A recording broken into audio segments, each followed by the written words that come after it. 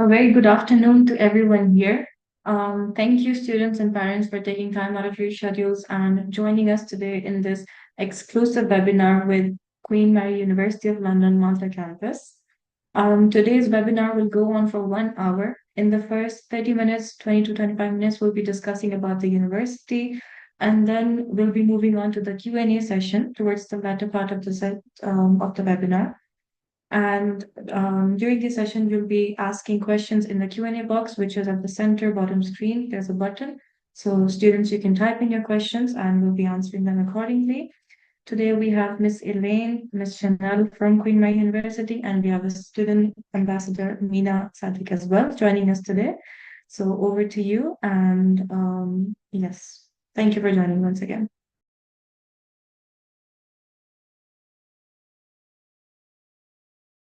Yeah, Miss Elaine, you can start with the presentation. Hi, everybody. So thank you, Zara. Sarah said I'm Elaine. I'm the Admissions Marketing and Student Recruitment Manager. With me, I have Chanel, who's the Admissions Officer here at Queen Mary, and we have one of our current students, Mina, who I'm sure is looking forward to answer all your questions. We're going to start with some information about Queen Mary and the university and the facilities as well as the entry requirements. As you may know, Queen Mary Malta is like an offshore campus of Queen Mary University of London. We're situated in Gozo, which is the smallest island of the Maltese islands. And some people might ask, why Gozo, Malta? So we have deep historic links with the UK. We're a Commonwealth country.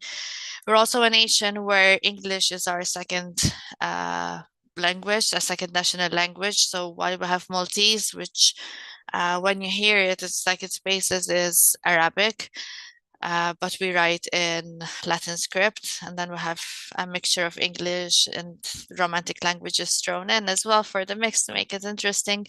But we are completely bilingual and we do speak English. We have excellent communication links to the rest of the world. And we also have a good healthcare system. It was ranked fifth in the world. And this healthcare system which is also similar to the one of the NHS as well. And also sort of this aligns with the university's priorities of how upgrading and expanding medical care. I'm going to talk a little bit at first about the course structure. So what you would expect if you were to apply and come study with us over the 5 years. The program is the same as the one in London. So students studying here would be following the same curriculum. They would be doing the same assessments at the same time as the London students. At the end, you receive the same degree as if you studied in London.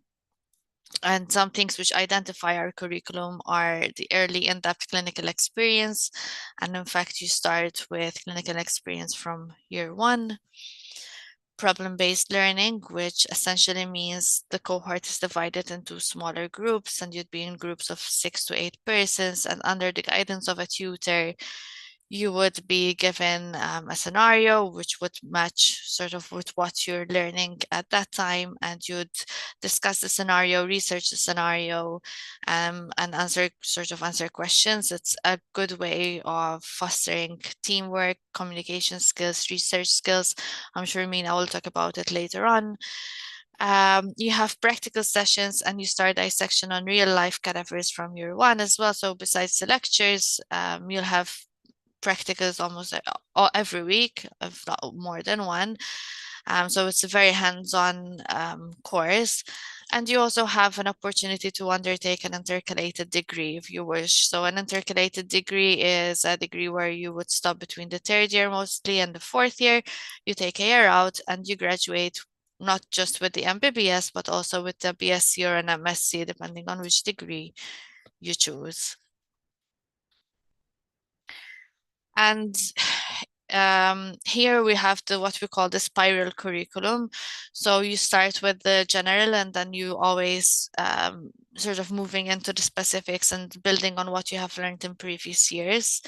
So phase one is years 1 and 2, and during those years, you're mostly on campus doing lectures and practicals. And you're taught via modules. So you start, for example, year 1 with a 9-week module, which is called Fundamentals of Medicine, FunMed. And then you would move to different modules, let's say locomotor, cardiorespiratory, and you're always moving through the modules. And then in year 2, you're sort of learning more about that as well. As I said, you are placed in general practices in year 1 for your GP placements. And then in year 2, you visit, you have placements in Gozo General Hospital with allied health professionals, so that you get an idea of the wider team within a hospital. And you also visit a geriatric facility in Malta, so you have placements there as well. Moreover, you also have 2 student-selected components, SSCs, each year. And this is your opportunity to choose something which is of interest to you. So we have, I don't know, SSCs in art, we have SSCs in yoga, pharmacology, histology, dissection, we have placements at a maternity ward. So they are really varied and the list is long, and this is something to choose sort of something that really interests you for the SSCs. And then moving on to phase 2, which are years 3 and 4. So during these years now, you're moving to clinical placements. So you're mostly doing outside in our teaching hospitals, doing placements. And you'll be doing placements in our 4 teaching hospitals, where we have GGH, Gozo General Hospital, which is just across the road from the campus, actually. So the campus is in the grounds of the Gozo General Hospital. And then we have 3 teaching hospitals in Malta, Mater Dei, Karen Grek, and St. Vincenzo de Paul. And also community health centers where you'll be doing your GP placements. And then you'll be returning to the campus for teaching and assessments as well. And this is the sort of the time to apply whatever you've learned during the first 2 years and gain that practical experience as well. And then moving on to phase 3, which is year 5, it's what we call the home stretch. You're almost ready to become an FY doctor. And sort of this is the time to provide you with an idea of what really a foundation year doctor, being a junior doctor, looks like. As well, placements as before they take place in our teaching hospitals and in our community health centers. And then during the SSCs, you can, if you wish to, choose to go to either Malta or the UK or in your home country, wherever you wish, for what is called the elective SSC 5B. So you have the opportunity to do that as well. What I forgot to mention, during the first 2 years in the SSCs, there's also an exchange program where students from London come here to do their SSCs, and our students go to London to do the SSCs there. So that's another opportunity for anybody who wishes maybe to travel and do something else as well. A very important question, something that is asked, I'm sure. So our course is accredited by the GMC. As I said, students who graduate from here receive the same degree as if they studied in London. We've had 2 graduating cohorts so far, 100% pass rate in both cohorts, so very proud of our students. And they've all gone to work with the NHS so far, so they've all been very successful. And now something else, something about our campus and the facilities. So we've moved into our campus here 4 years ago. As I said, it's in the grounds of the Gozo General Hospital, and this is in Victoria, which is the capital city of Gozo. What you can see here is our lecture theater, and then we have more lecture halls and classrooms as well, where teaching is conducted.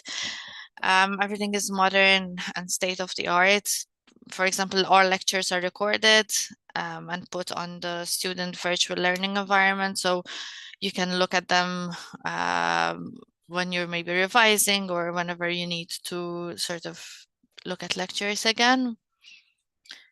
This is one of our 2 PC labs, and as you can see, and I think what struck me most when I started working here was it's a very airy campus. The amount of natural light and the views that come in from all over the campus is something which is like really amazing. And this is where your end of year exams would take place as well, because they are online.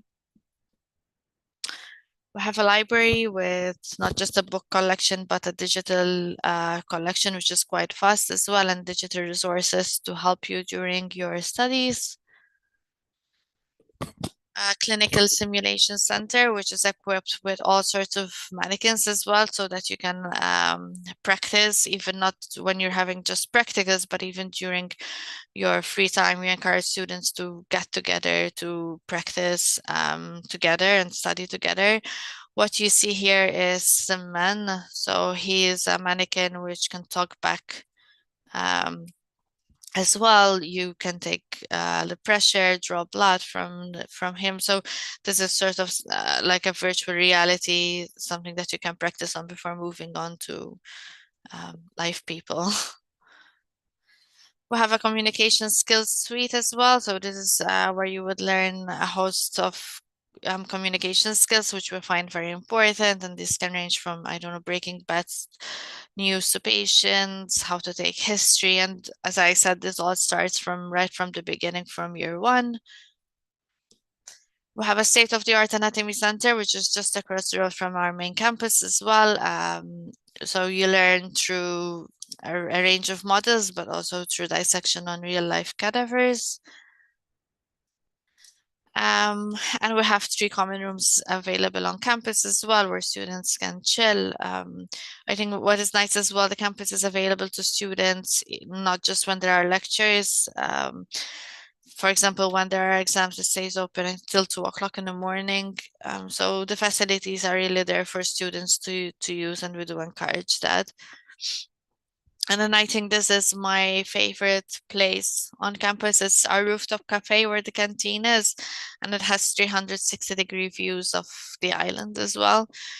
So I really enjoy going there. We're going to show you a very short video of the facilities that we have on campus as well, so that you can get an idea of sort of what you can expect when you get here. I hope you enjoy it.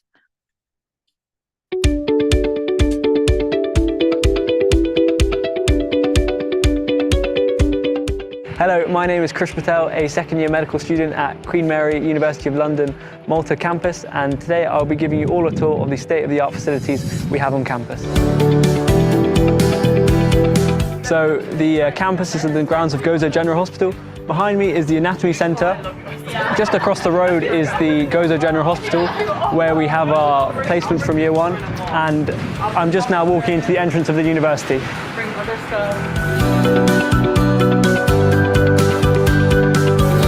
At Queen Mary, Malta, we follow the same curriculum as London, which means that the degree at the end of the course is the same as our London colleagues as well.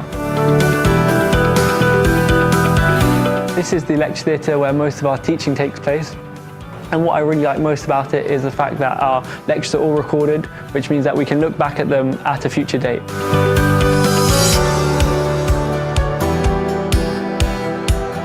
This is the clinical skills suite, which is set up as a proper hospital ward. This is where we learn to perform different examinations, such as the abdominal or a cardiovascular examination, as well as where our OSCEs take place as well. We have a range of mannequins we can practice a variety of skills on, such as drawing blood, inserting a catheter, practicing CPR, as well as using an AED.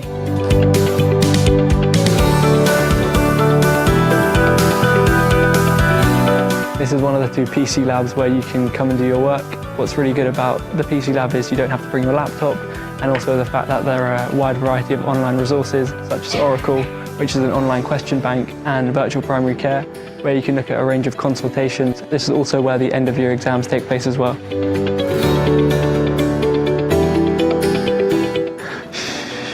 This is a library where most of the students come to study, and we have a wide variety of books which we can use to help supplement our lecture content.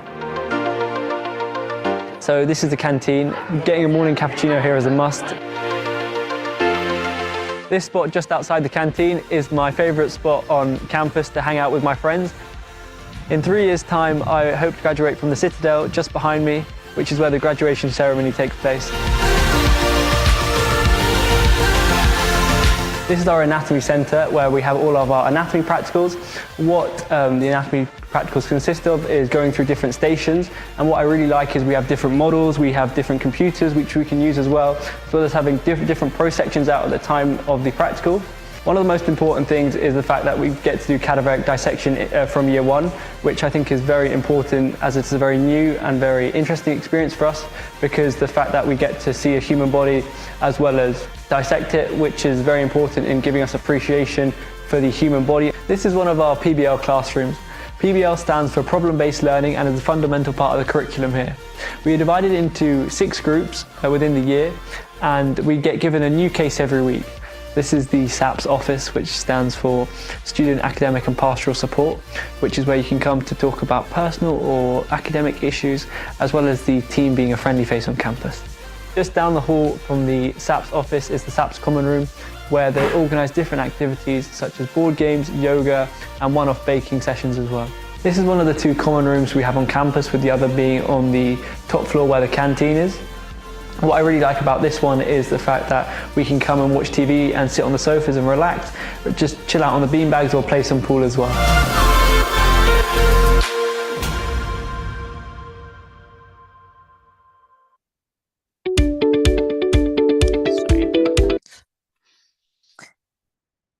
So I hope you enjoyed that short video, and it's really gave you a glimpse of what life here at Queen Mary would be like.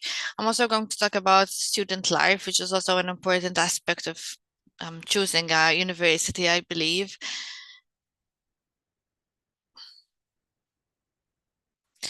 So here at Queen Mary, Malta, it's a very tight-knit community, because as a cohort size, it's quite small compared to other big universities.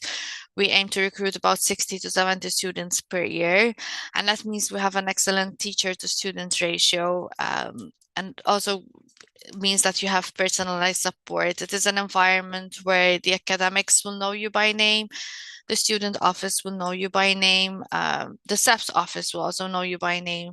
So that means that you're not just a name or just a face or a number, but you're actually we look at the student from a holistic point of view.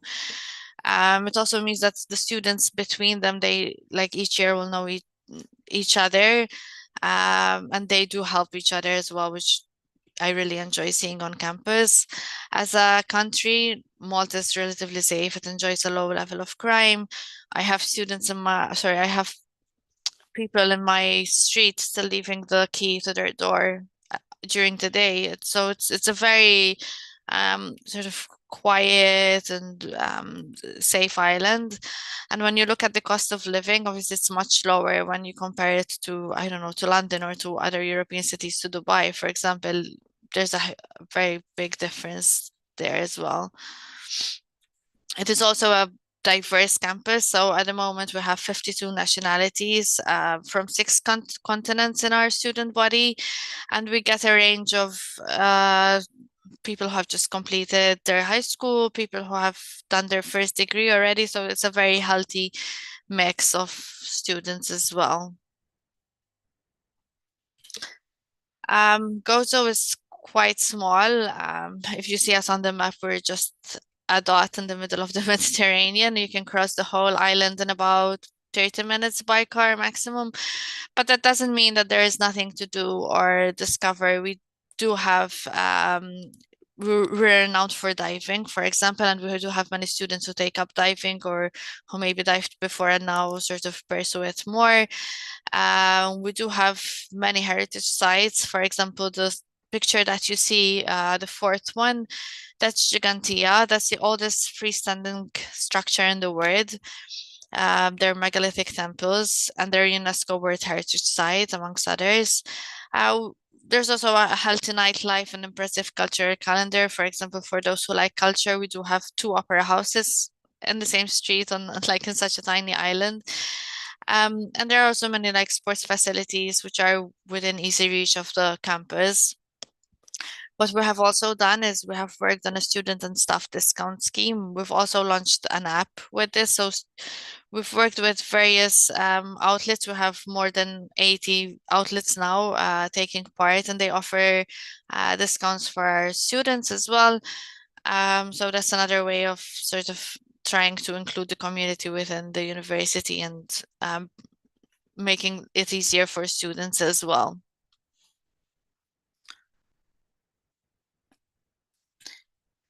We also have like a healthy student life here on campus. Mina will talk about this, I'm sure. He's part of BLSA Malta, which is the student-led organization here.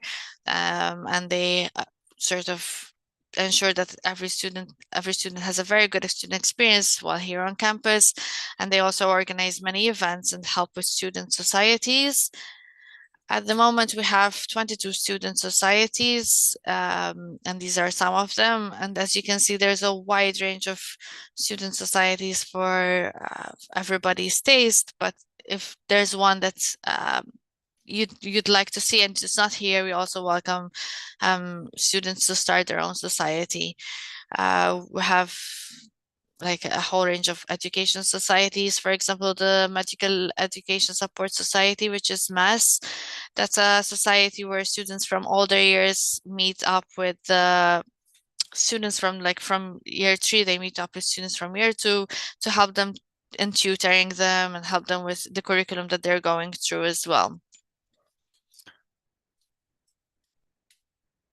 Now we're gonna watch like another short video. Rishabh is part of the Cricket Society, and he's gonna talk about the sort of the extracurricular life here in Gozo and Malta. So the best thing for me about Queen Mary Malta is the extracurricular activities. Hi, I'm Rishabh Joshi. In addition to being a second year at Queen Mary, I'm also the social secretary for Cricket Society. I'm always organising events, cricket matches and quiz nights, pub golfs and outings to help students sort of socialise and have fun. We've also managed to organise a proper indoor tournament where we've represented Queen Mary against other teams in mainland Malta. One of the things that I love about the university is the size of the cohort. With only 250 medical students in the entire university, you just about know everyone. You have those close relationships that you had at school but at more of a prestigious university on a Mediterranean island. And the nightlife is great too. You get the ferry over to Malta, go to Patcheville for its vibrant nightlife with clubs and bars. St George's Square in Victoria is amazing. It's got 4 or 5 restaurants surrounding a beautiful basilica. Our favourite bar to go to is called Grapes. We love it there, and I recommend you definitely try some of the cocktails they have.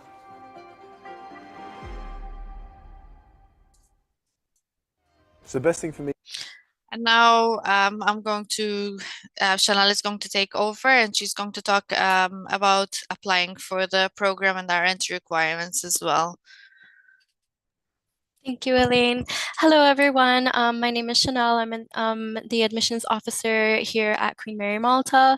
I work alongside Elaine in assisting students throughout their application process and their journey. I'm very eager to discuss more details about our program with you today. So the entry requirements, we accept a variety. Listed on this presentation is 3 of our major ones that we receive. So if you are studying the Indian curriculum, CBSE, or Indians, ISC, we would require 85% in your standard 12 score sheet. That's including 85% in biology and chemistry. We also take a look at your standard 10 score sheet as well, and we would require 80% in biology, chemistry, English, and math. In addition to that, we also accept the IB. International Baccalaureate with a 37 points overall and 665 in higher level subjects. Biology or chemistry and a second science subject must be taken to be considered. And then alongside the CBSC, ISC, and IB, we also accept A levels. Our entry requirements for the A levels are 3 A levels at AAA. They must be done in one sitting. We do not accept resits. We require in addition to these academic qualifications, we also require the UCAT exam. So the UCAT exam is the aptitude test that must be taken in order to be considered for our program. You must score within the 3rd decile or above with a situational band adjustment of 3 or above. Just to give you guys a heads up, so the cutoff score this year was a 2360. Each year it does change, but that is announced by the UCAT every year, and it would be communicated by universities to applicants.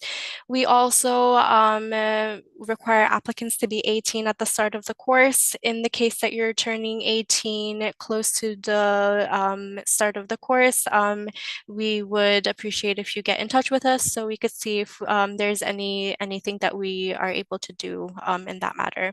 And then we also look at the English language qualifications. So you could either take GCSE or provide an IELTS score. We also have a range variety of English qualifications that we share.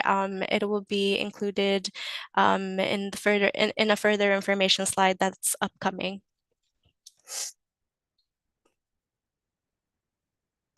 So applications and fees. So applications are open until the 30th of April. You have just over a month to submit your application if you are interested in joining us. The earlier you apply, the more chances you have of securing a place, as you know, competition and medicine is very competitive and high. So we do not form part of UCAS, therefore that is why our application are open much more later. UCAS applications close earlier on. With your application, we would require students to submit a personal statement, a reference letter, which can include your predicted grades, UCAT score sheet if you have already sat the UCAT, and any academic transcripts that I just mentioned in the slide prior to this one. Once you meet the minimum entry requirements for the program, we then invite you to a panel-based interview on Zoom. The interview consists of 2 academics or 2 clinicians, and it is about a 20 to 30 minute interview covering ethical scenario and general competency questions. It's more of an interview to get to know you and what you can offer the Malta program, what made you interested in becoming a doctor, and other general competency questions. And then last but not least, so university fees for students starting with us are capped at 35,000 euros for all students, whether you're from the UK, EU, or international country. To add on to what Chanel said, our applications, as Chanel mentioned, they're direct, and sort of your country are sort of, they're always in contact with us. If you have any queries, please do not hesitate to contact them, and then they will get back to us with your application or with any queries that you might have.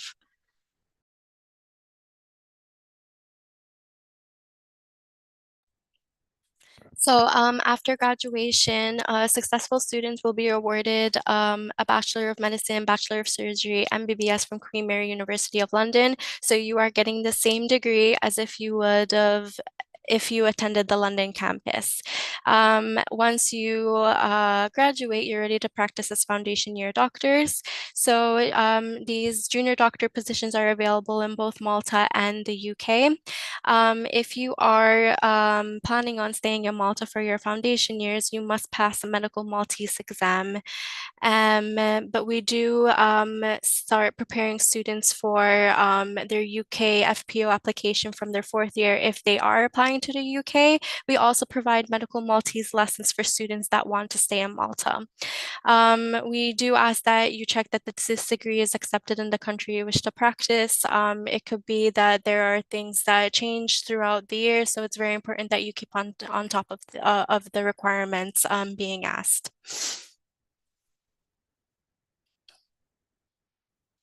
I'm just going to give it back to Elaine now. Thank you, guys. Thank you, Chanel. So just for your information, if you would like to see more videos or content about the university, we have our website, Study Medicine Malta, and there you'll have like lots of student testimonies as well about what it is like to study and live here in Malta. I think that's the end of our presentation. So thank you for listening, and we'll now, I think Zara will open the floor for questions. Yes, thank you very much, Miss Elaine, Miss Chanel, for that very informative presentation. So let's move on to the Q&A session now. Before moving on to the Q&A session as well, we would like to bring Veena to take over the mic as well to talk about a little about his experience with the university and the student life, and if anything specific that he would like to share as well. Sure. So, hello everyone. I'm a second year medical student here. My name is Mina, and I also lived in Dubai for most of my life. So, I can imagine what everyone is thinking. Oh, moving to Malta, moving to Europe, different country, how's it gonna be like? But honestly, the fact that everyone here is an international student makes life so much easier because all the students here, or the majority of the students here, have come from abroad. There is a lot of people actually from the UAE who I got in touch with when I came here. And like Rishab was saying in the video, the fact that we're such a small cohort, most people know each other. And so it's very easy to find people similar to you. There are a lot of societies, and there are more coming up right now. There's 23 societies, like Elaine mentioned, and there are also a few more coming up. And so it's very easy for students to kind of, gather around something that they find that they have the passion for, and similarly, and so on. Malta is a small country, but again, it is full of things to do, which was kind of, well, it was nice knowing that it's not just my academic life that I'll have here, but a lot more. And yeah, just let me know if you have any questions in the Q&A box. Thank you, Meena. Let's move on to the Q&A session now. So students, you'll find a button at the center bottom of your screen stating Q&A. You can just click on that and type your questions, and we'll be answering them. I can already see a lot of questions have been pouring in, and Ms. Elaine and Ms. Chanel have been helping to answer them as well. So we're just going to quickly cover the answered one as well. The first question is by Shibi. Where will you give the clinical practice in year 3 and 4? So I can take that. So as I said, in year 3 and 4, the placements are in our teaching hospitals in Malta and Gozo. We have GGH in Gozo and 3 teaching hospitals in Malta, as well as other health centers around Malta as well, where you'll be doing your GP placements. Okay. The next question is by Moise. How many batches of students have graduated as of yet? So we've had 2 graduations so far. The 3rd batch is graduating now in summer. And as I said, we've had 100% pass rate in both graduating cohorts so far. Next question is again by Moise about the UCAT. So UCAT, as Chanel mentioned, we require SJT Band 3 and a score in the 3rd decile and above. This year the score was 236, so for the 3rd decile. Okay. We have a question by Nimish. Do the students need to clear the PLAB after MBBS to work in the UK? So to work in the UK, you need to do the MLA exams, and these are part of our curriculum. So your end of year exams in year 5 will be your MLA exams. So there will be no need to sit for any additional exams if you want to work in the NHS. Can I just add one thing, that PLAB is going to replace with UKMLE. So you don't have this PLAB anymore. So that means everybody has to sit for the exam, even if you are studying in UK also. So that's part of the program, and Queen Mary will prepare you for this examination. Right. Moving on to the next question by Nimish. Are you offering a master's degree in Malta? So not yet. While we do plan to offer more degrees, at the moment it's just the MBBS degree in Malta. We have a question by Ruchi, which I think Mina can also answer. What are the living expenses for a student staying in Victoria? Yeah, so I think Chanel mentioned it also over here, but usually the rent would be around, if you're staying on your own in a studio, it could go up to 500, 600 euros, but then it can be much cheaper if you're sharing with people. For example, I know people paying as little as 300 euros in a two-bedroom, for example. If you're going to, grocery shopping for the week and so on would cost around maybe 75 euros just for one person if you're not going for a special diet or something.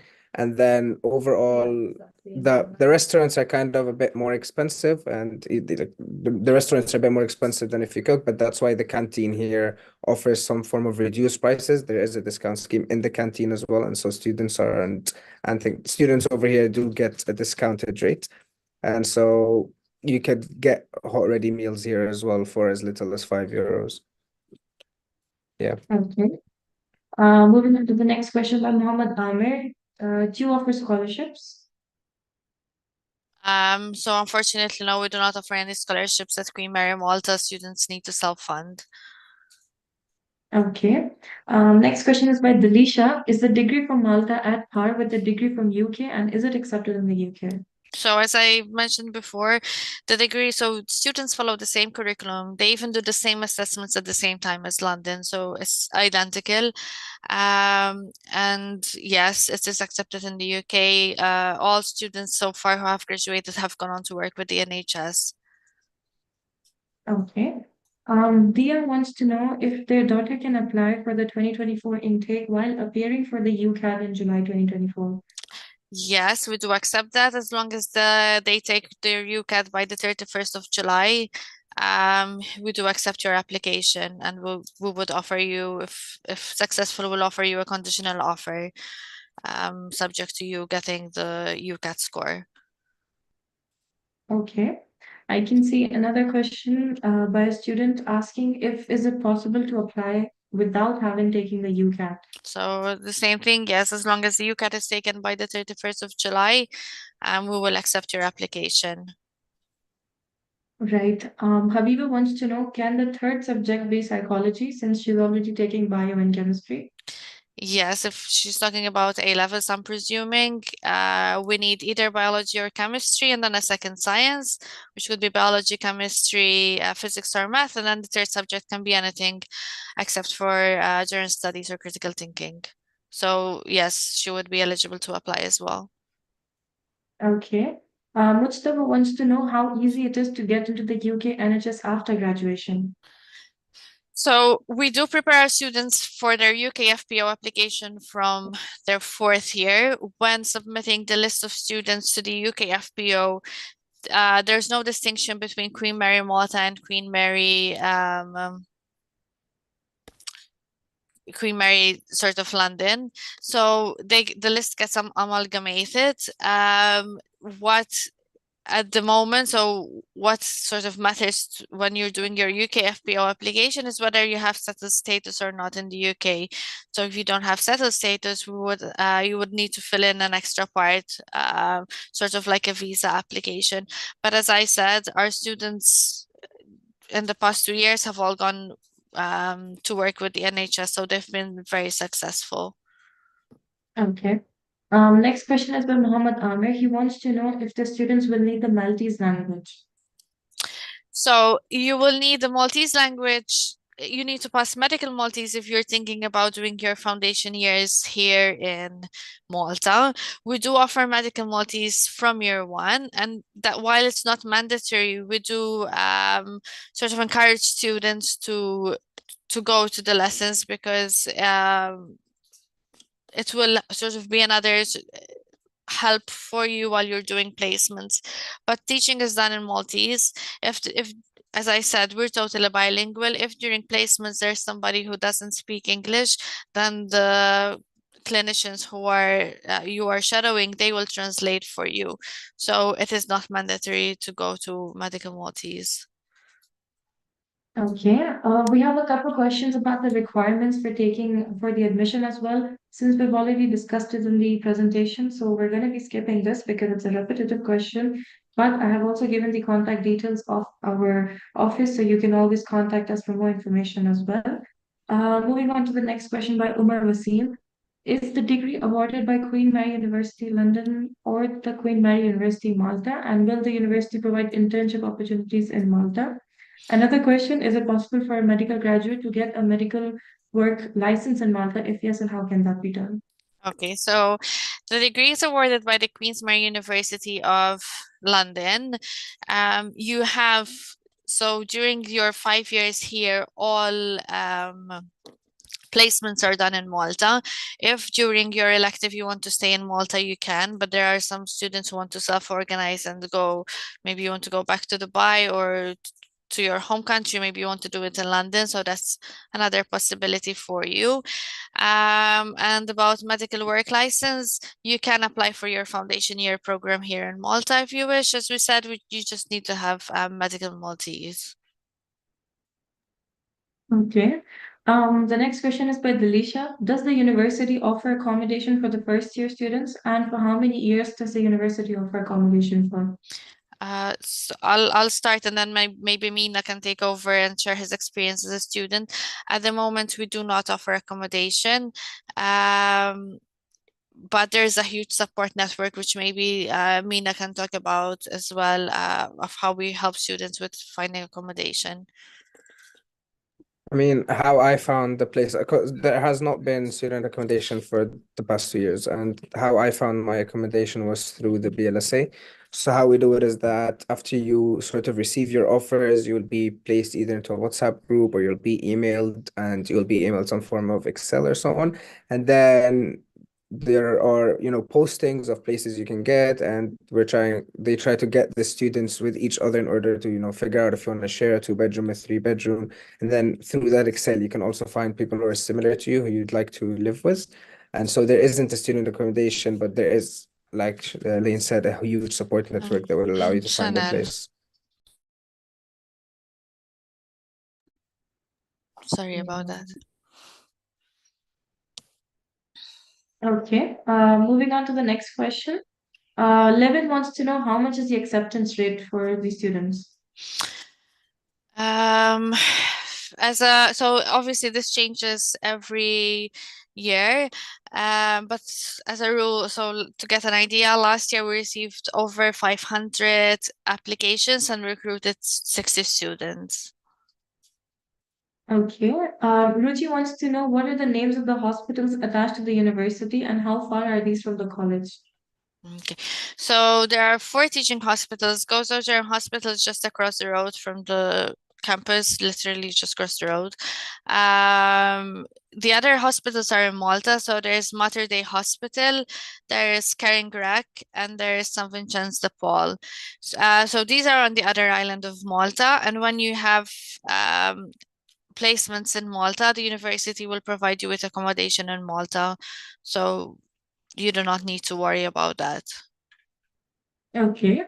Another question by Ruchi. While they understand the visa situation changes, but as of today, what is the visa status for non-UK, non-European students getting a foundation year admission in the UK? So I'm afraid I'm not exactly Yes. because it's about the UK, so I wouldn't be the best person to answer that. But when you're doing your foundation year application, you would fill what we call the eligibility part. And then based upon that, that's sort of how you move on to your foundation application. So that's essentially like a visa application, but I'm afraid I'm not the best person to answer about the UK. All right. Moving on to the next question by Fauzia. Fauzia wants to know, is there any application fees to apply? So for us, no, I mean the best. So as I said, the best procedure for you to apply is that you contact Kadri, and then they will guide you accordingly. Okay, let me tell you the one thing that we don't charge any fees, and we'll support you from the beginning. I mean, starting from admission process and this everything now. So you can just contact our office, and then we'll guide you for this now. Okay. Okay. Next question is by Habiba. Are there halal restaurants in Malta? So there are quite a few halal stores in Malta where you can get halal beef, halal chicken, and so on. Our canteen over here, our rooftop cafe, offers halal chicken in the sandwiches and all the seafood as well. And apart from that, there are some restaurants that serve halal, but the majority do not. For example, KFC serves halal chicken over here. But then if you're looking for a specific cuisine, you might not find it. So you would have to ask every restaurant before you do order. Okay. Next question is by Shibi. She wants to know if you can advise whether the MBBS degree from Malta is accepted by the Indian authority or not, or do the students need to sit for the FMG in India to practice?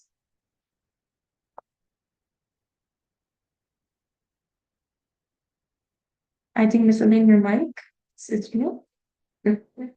I'm sorry, yes. So at the moment, it seems that students do need to sit for the FMG to practice in India. We're getting additional guidance and information about this, and we'll sort of make sure to forward all the information when we get it to Kadri, so that then you can sort of guide accordingly. Okay, let me add one thing, that everybody has to sit for the exam, even if you are studying in this India also. You have to sit for this FMG examination. So everybody has to go through this. If you are Indians and if you want to practice in India, you have to sit for this exam. I mean, wherever you study, you have to sit for the exam now. Okay, next. Okay. Next question is by Ayaz. Ayaz wants to know, do the students need to return to their native countries after finishing the course for necessary internships? I am assuming that this means for the foundation years. The foundation year, you can do it at a place of your choosing, really. So while our students have gone on to work with the NHS, you can choose to work within another system to complete your foundation years. No, let me add one thing. I think he's asking about this internship, which is a part of the program. Like in some countries, okay. Yes, like in some countries, they don't allow you to go for internship. So you have to look for your own internship. No, so maybe he's asking for this internship. Well, while internship is a part of the program, so you don't need to go. I mean, anywhere. No, without internship, you cannot get a degree. No, so that's part of the program. No. That is so. I mean, so okay. I guess it's the electives. So no, you can do the electives here in Malta, but you can also do it in other countries of your choice, of course, subject to approval from the university. We've had people who've gone to Zambia. We've had people who've gone to Peru, Japan. So it really is like your choice what you want to do with your elective. Okay. Then Chandrasekhar wants to know if there's any specialization or residency possible after the student has done their bachelor's. So usually what they do is people go for their foundation years, and then through the foundation years, after you continue to specialize and you become a BSc, HST. So usually that's done, the residencies are done within the hospital system.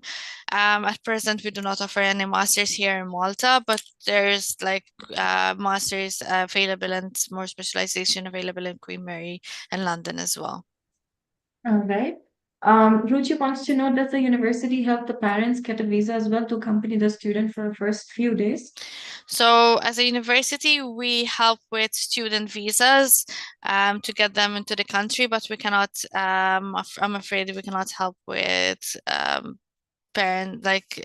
holiday visas for parents. Okay. Let me clarify one thing here also, that when you say that you guide the student, that does not mean that the university will provide the visa. University can send you the visa letter, and everybody has to apply. I mean, we are here also just to guide you. University is here also just to guide you, but there is no way we can guarantee for the visa. It depends on the visa officer, no. But I mean, normally it's not a problem, but it's still you have to apply at your own, and we will just guide you for this, no. Okay. Okay. Right. Rasha wants to know if the webinar recorded so they can see it or share with their friends. Rasha, this recording is available on our YouTube page as well, as we're live over there, and you can always contact us. She is also asking, what about the internship? Is it mandatory? I think this was already answered. So I to just avoid, I want to add something about the internship because I know some medical schools tend to have the internship as an like a requirement to be able to graduate. Over here, it's following the UK system, which all UK universities tend to do is that you sit your 5-year MBBS course, and then you receive the Bachelor of Medicine and Bachelor of Surgery without completing an internship like they tend to do in other medical schools. However, you are expected to complete your foundation year trainings, which is the UK FPO program, which the university helps you apply to. What they complete here is like electives during the 5-year course and placements during the 5-year course. Okay. We have another question by Ruchi. Ruchi wants to know, is there a student support group for whom parents can get in touch with so they can know about the well-being of the student? So here the well-being of the student is sort of the remit of SAPS, which is the Student Academic and Pastoral Support Group. If there are any concerns, they would get in touch with relatives. But if you need, I mean, the students here are adults, but if you need more information or if you have any concerns, you can always get in touch with the SAPS office as well. Okay. Another question by Chandrasekhar. Chandrasekhar wants to know, to do the specialization or PhD at Queensberry in London, is the UKMLE required?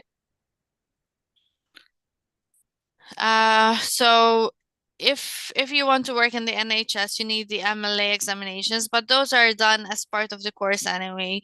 So your end of year exams at year 5, your final exams will be the MLA examinations, which are required to work with the NHS or to go do your foundation years in the UK. So you are doing them anyway as part of the course. Can I just add one thing that I mean, after your graduation, you have to choose. If you are going for the clinical medicine, you need UKMLE. But if you are going for the basic medicine, like you want to go for the Master of Health or Master of Public Health or something, then you don't need some UKMLE. UKMLE are for those who are going for a clinical pathway and want to practice as a doctor. But this one, if you are going for a basic medicine like Master in Public Health, Health Community, Health Sciences, you don't need to go for the UKMLE.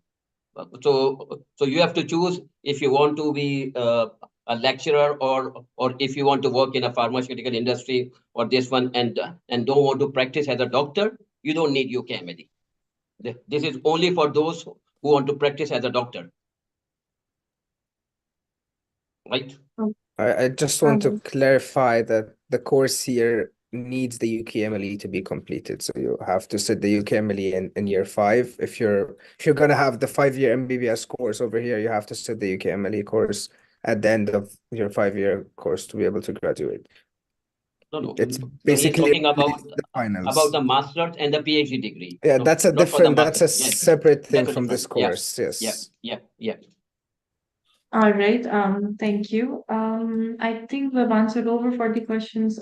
There's no open questions available right now, but if students, you have any doubts or anything is not answered, you can always contact us. As mentioned, we have given our contact details in the chat too. Let's take one more question from Ayaz. Once the student has finished 5 years studies with UK, Emily, is he eligible to work in the UK? We've answered this many times. Yeah, so as I said, so the MLA examinations are part of the course. what matters is whether you have settled status in the UK. So if you do not have settled status in the UK, you need to fill in an extra part of the application, which is the eligibility part. We do prepare the students for their UK FPO application from year 4. So we really do support students with applying to go and do their foundation years in the UK. So there's a lot of support available.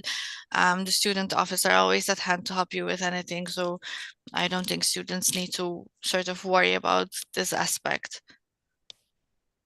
Right. So I think we've already, once again, answered all the open questions. If there's anything else, you can always contact us. And I think this is where we can wrap up our webinar as well. Thank you, Ms. Elaine, Ms. Chanel, and Lena for joining us. Thank you, students, for joining us as well. Thank you, Zara, for your time and everybody. Thank you, Ellen. Thank you, Chanel, and thank you, Meena. Hope to see some of the students from this webinar. Thanks a lot. Thanks all the students for joining this webinar. Thank you. Have a nice day.